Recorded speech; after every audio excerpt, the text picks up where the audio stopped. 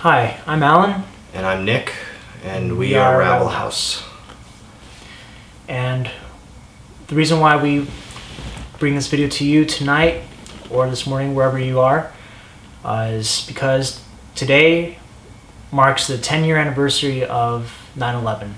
And we want to create a living memory, if you will, of what we remember happened, and we invite you to do the same and share in that experience with us.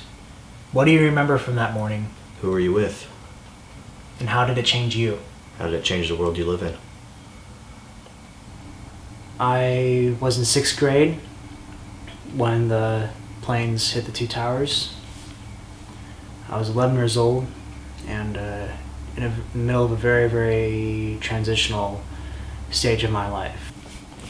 So, September 11th, 2001, I was in 6th grade. I was young, and I remember I was going to school. I was in homeroom, and one of the kids came late, and it's like, oh, you know, he's always late. And he comes in and he's like, you know, I heard on the radio that an airplane flew into one of the towers. My step-grandpa, who we were living with, he was watching some news, and a few weeks prior there was a news report of a plane hitting the side of the building. And strangely enough, this morning there was another plane inside a building, and I was like, oh, okay, that's interesting. I wonder why they're showing the same footage. And then I remember the teacher got a call. It was from the principal and like all the teachers, and I remember just seeing her face get really serious, and she ran over to the television and she turned the TV on, and I remember like one of the first things we saw was the second plane going into the tower. The moment I run into the living room, that's when the second plane hit. And my step-grandpa, who didn't say anything that the entire morning, the first words out of his mouth was, everything's going to be different. It was scary. Like, I mean, I was in 6th grade, and the school was right next to an airport.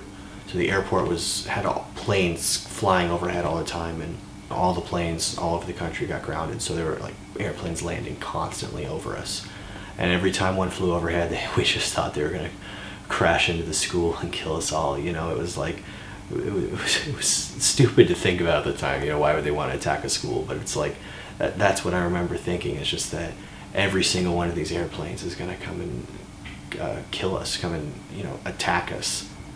I'll never forget my teacher, Mrs. Parker.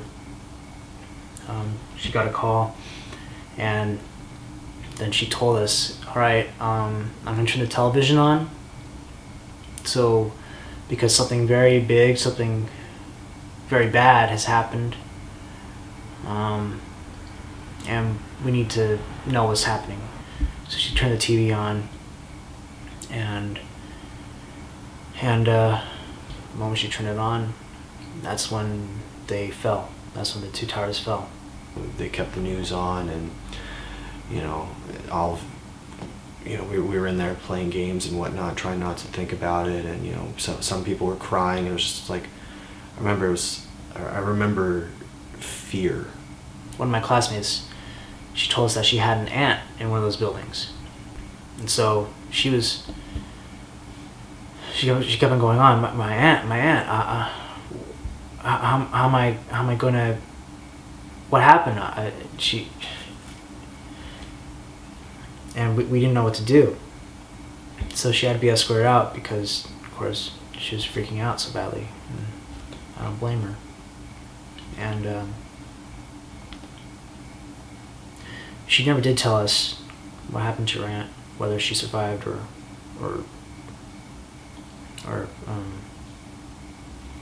perished.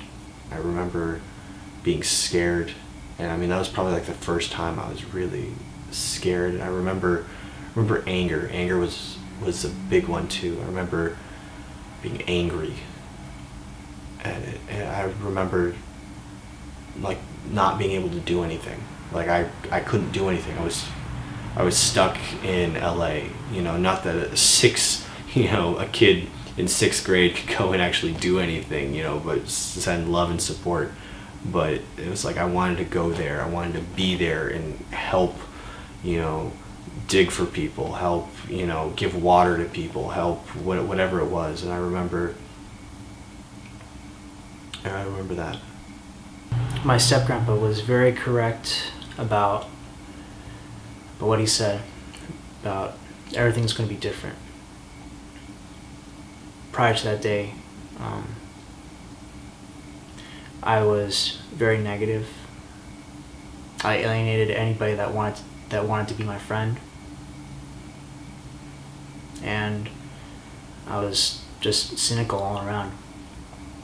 And that day was the day when everybody in my class, guy, girl, social class, whatever, we all started to look at each other and come together as human beings, as friends, as classmates. You know, it's been 10 years, and the world's a little bit different now. You know, we're all a little bit more scared, I think. At first, the first couple of years, we were all, you know, separatists. We were all whatever you want to call it, and then something clicked. I don't know. I don't know how to describe it, but that's what I see in the world right now. That's the major change I see.